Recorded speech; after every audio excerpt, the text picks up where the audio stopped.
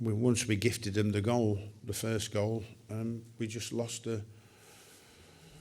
our shape and we lost our discipline, and we started making more mistakes, and out of those other mistakes, West Ham ended up scoring 3. So I was pretty shocked at the end to look at the scoreboard and see it, and then it said West Ham 3, Crystal Palace 0 today.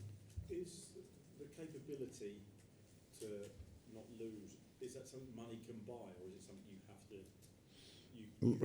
Well, money can buy by better players, there's no doubt about that. But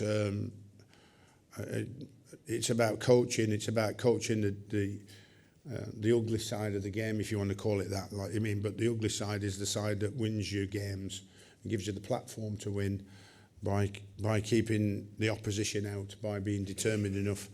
The game's played in 2 ways: when you've got the ball and when you haven't. And if you're no good when you haven't got the ball, then it doesn't matter how many goals you score. The opposition will score most of the time one more than you, and that's where we are at the moment. So we've all got to be more resilient and make sure we shut the opposition out.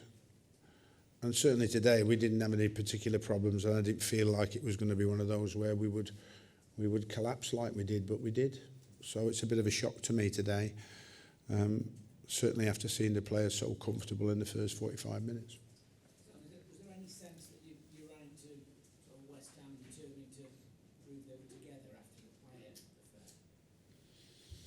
affair? Not based on the first half performance. I thought we were in complete control in the first half, and up to 70 minutes, and Wayne Hennessy hasn't made a save.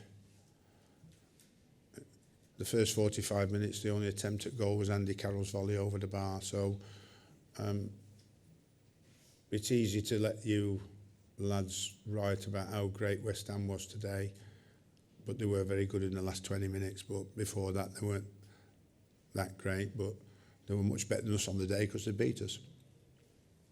But, you know, from our point of view, I can't worry about West Ham. It's a great result for them, and we were both struggling. Both been struggling, and they've come out on top today, and in the end they deserve to, because we couldn't score when we were in the ascendancy, when we were the better side, and they've scored 3 when they've got on top of us. So you know, they've proven to be the better side in the end today. Any new transfers imminent?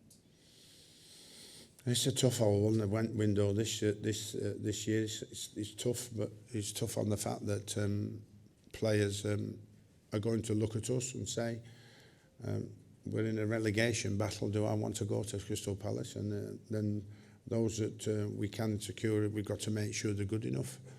And then we've got to be able to handle the prices, which is probably the biggest difficulty of all today in this window. The inflated prices that are now being bandied about for players that are available. So it's a difficult window, one we must try and do our best in.